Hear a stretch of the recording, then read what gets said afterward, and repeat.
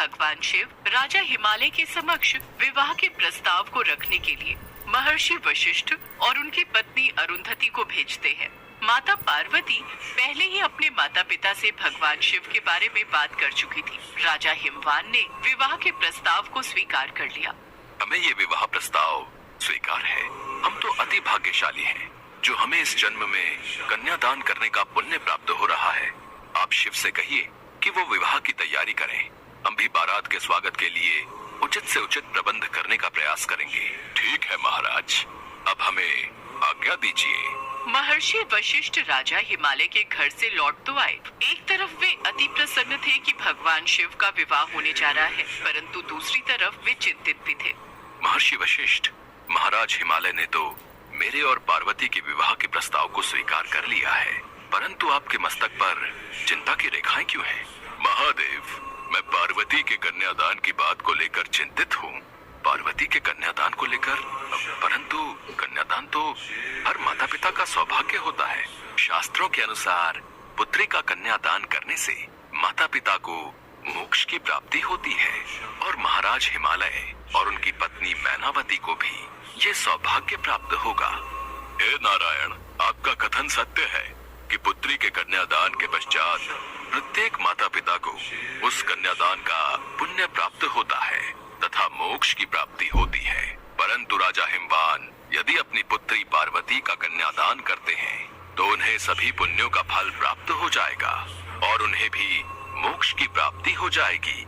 और यदि उन्हें मोक्ष की प्राप्ति हो गई तो हिमालय भी धरती से लुप्त हो जाएगा, जिससे सभी ऋषि मुनियों को तप करने के लिए स्थान ही नहीं मिलेगा, क्योंकि हिमालय पर्वत भी राजा हिमालय के साथ ही सदा के लिए लुप्त हो जाएगा।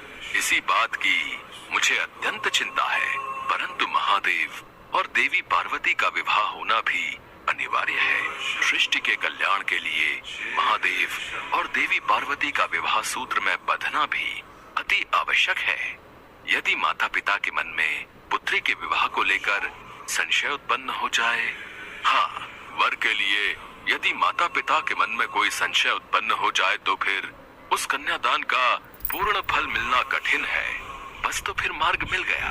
देवर्षि नारद, इस कार्य में हमें आपके योगदान की आवश्यकता है। आपको क्या करना है ये बात आप भली भांति जानते हैं। नारायण नारायण, प्रभु आप मुझे ही फंसा देते हैं। चलिए यही सही। महादेव, आप सब कुछ मुझ पर छोड़ दीजिए और प्रसन्नता के साथ विवाह की तैयारी कीजिए। देवर्षि नारद को पता था कि उन्हें क्या करना है। फिर राजा हिमवान और रानी मैनावती से मिलते हैं। देवर्षि नारद, हमारी पुत्री पार्वती ने अपने लिए अवश्य ही सुयोग्य वर का चयन किया होगा और फिर आपने भी शिव के गुणों का इतना सुंदर वर्णन किया है कि हमारी तो सारी चिंता दूर हो गई। अब तो मन में कोई संशय ही नहीं रह गया। रानी मैनावती, आपने भी तो अपने दामाद के रूप सौंदर्य की एक अलग छवि जरूर बनाई होगी। अवश्य देवर्षि नारद, मैं तो अपने दामाद के सुंदर मनमोहक रूप को देखने के लिए लालायित हो रही हूँ। बस अब तो मुझे अपने दामाद और बारात के स्वागत की बहुत सी तैयारी करनी है। मेरी पुत्री पार्वती का विवाह शिव के साथ होने जा रहा है। मैं बहुत प्रसन्न हूँ देवर्षि नारद। देवर्षि नारद ने अपना काम कर दिया और वापस लौटकर सारा वार्तालाप त्रिदेवों के समक्ष कह दिया। महादेव की बारात सजी। सभी शिवगणों ने शिव जी को भस्म से सजा दिया और नागों की माला पहना दी। जब ये अनोखी बारात राजा हिमवान के द्वार पहुंची, रानी मैनावती भगवान शिव की आरती उतारने के लिए द्वार पर ही खड़ी थी। जैसे ही उन्होंने भगवान शिव की बारात और उनका रूप रंग देखा तो वह घबरा गई। भगवान शिव को इस विचित्र रूप में देवी पार्वती की मां स्वीकार नहीं कर पाई और उन्होंने अपनी बेटी का हाथ देने से मना कर दिया। मैं अपनी सलोनी रूप कुमारी कन्या का हाथ उस भस्मधारी पहाड़ों पर तपस्या करने वाले तपस्वी के हाथ में नहीं दूंगी। मैं कदापि नहीं दूंगी। हम अपनी बेटी पार्वती का विवाह उस शिव के साथ नहीं करेंगे।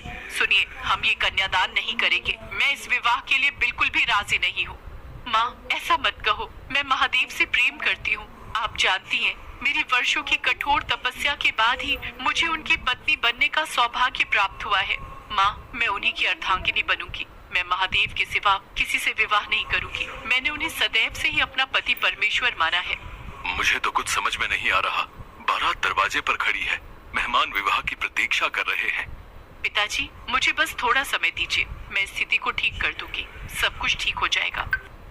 परिस्थिति बिगड़ती देख पार्वती जी महादेव से इस विषय में बात करती हैं। उन्हें समझाती हैं कि वो उनके रीति रिवाजों के मुताबिक तैयार होकर आए। शिव जी ने उनकी प्रार्थना को स्वीकार किया। रेशम के फूलों से सजाया गया।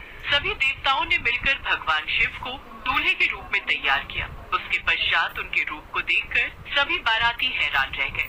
भगवान शिव इस दिव्य रूप में पहुँचे। पार्वती की माँ रानी मैनावती और राजा हिमवान ने उन्हें स्वीकार कर लिया और ब्रह्मा जी की उपस्थिति में विवाह समारोह शुरू हो गया।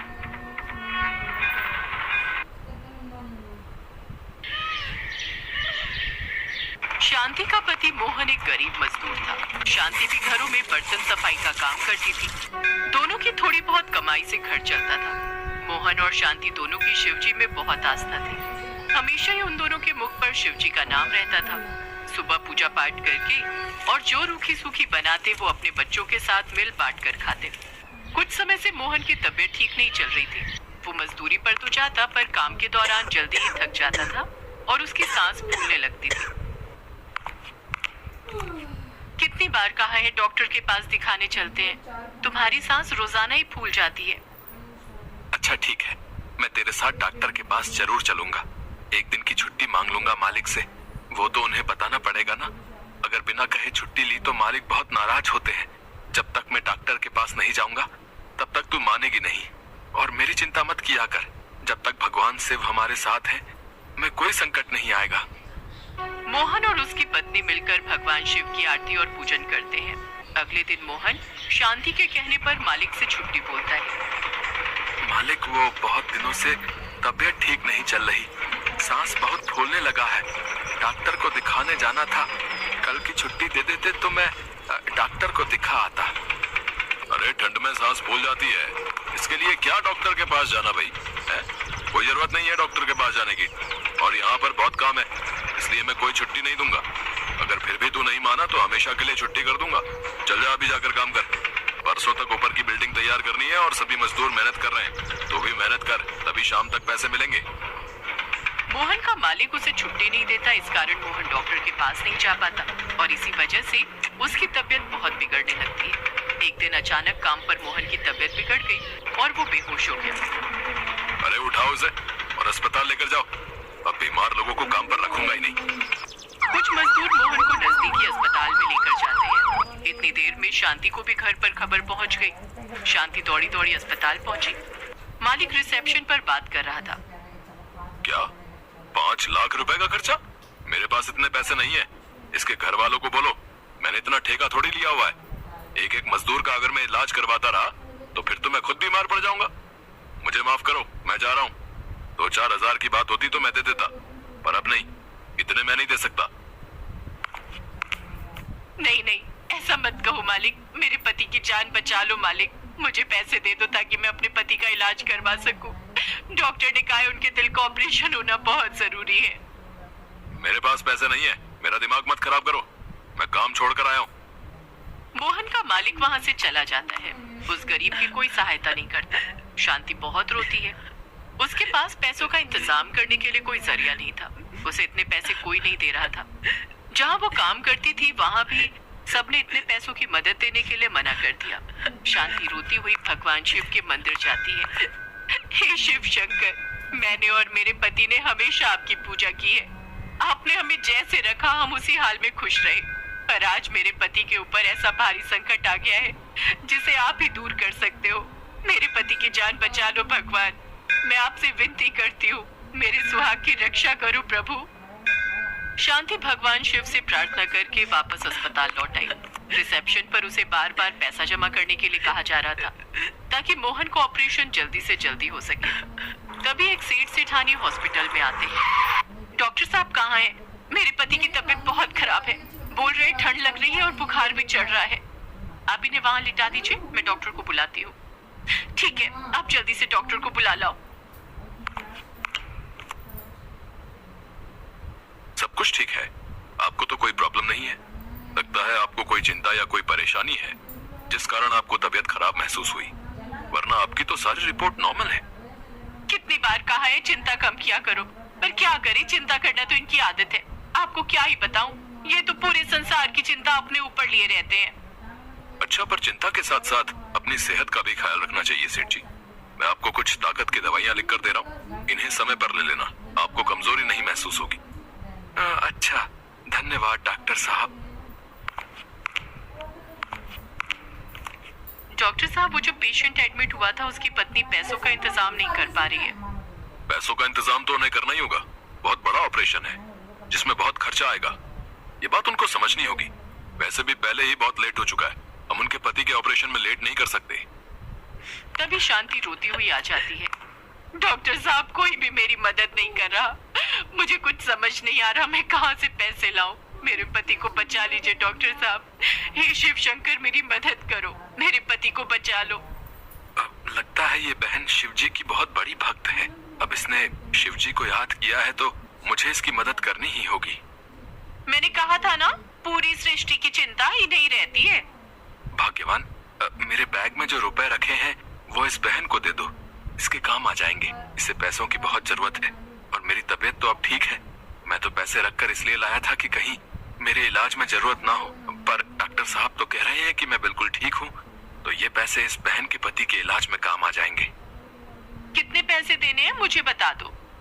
5 लाख रुपए देने हैं। 5 लाख रुपए ही तो हम रख कर लाए थे ना भाग्यवान। हाँ, हम इतने ही रख कर लाए थे। मैंने सारे रुपए ही दे देती हूँ, ये लो बहन। जैसे ही सेठ सेठानी शांति के हाथों में पैसे देते हैं, शांति फूट फूट कर रोने लगती है और वो सेठ सेठानी को धन्यवाद कहती है। आपका बहुत बहुत शुक्रिया। आप आज इस संकट की घड़ी में मेरे लिए मेरे शिव पार्वती बनकर आए हो। मैं आपका ये एहसान जीवन भर नहीं चुका सकती। मैं आपको ये पैसे कैसे लौटाऊंगी?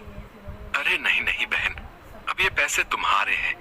जब तुम्हारे पति ठीक हो जाए तो बस इस पते पर मिठाई खिलाने आ जाना, हमें उसी में बहुत खुशी होगी। चलो सेठानी, चलते। सेठ सेठानी शांति को अपने घर का पता देकर चले जाते हैं। मोहन का इलाज शुरू होता है और उसके दिल का ऑपरेशन सफल रहता है। कुछ दिनों बाद मोहन की तबीयत ठीक हो जाती है और वो घर आ जाता है। उस समय तुम्हारे ऑपरेशन की घबराहट में मैंने वो पता लिखा हुआ पर्चा इसी बटुए में रख लिया था। इसी में सेठ जी के घर का पता लिखा है। देखो शांति, उनके घर का पता। फिर हम दोनों उनसे मिलने चलते हैं। सचमुच उन्होंने हमारी कितनी मदद की, कोई इतनी मदद नहीं करता। अरे, इसमें तो शिव मंदिर लिखा है जहाँ मैं रोज पूजा के लिए जाती हूँ। इसमें तो और कुछ लिखा ही नहीं है। ऐसा कैसे हो सकता है जी? शिव मंदिर? शांति, वहाँ तो हमारे भोलेनाथ और माता पार्वती का वास है। इसका मतलब भगवान शिव और माँ पार्वती हमारी मदद को आए थे सेठ सेठानी के रूप में। वो हमारी मदद के लिए उस दिन मरीज बनकर हॉस्पिटल में आए। मैं सब समझ गया शांति, ये सब भगवान शिव की ही लीला है। हाँ, उस दिन जब वो हॉस्पिटल अपने इलाज के लिए आए थे तब वो यही कह रहे थे कि उन्हें पूरी सृष्टि की चिंता है। ये सच है, उन्हें पूरी सृष्टि की चिंता है जी। उन्होंने उस दिन मेरी प्रार्थना सुन ली। सुनो जी, हम बच्चों के साथ शिव मंदिर चलते हैं, मिठाई खरीद लेंगे। भगवान शिव ने बोला था कि जब तुम ठीक हो जाओ तो मैं उनके पास मिठाई लेकर जाऊं। मोहन और शांति की आंखें आंसुओं से भर आती हैं।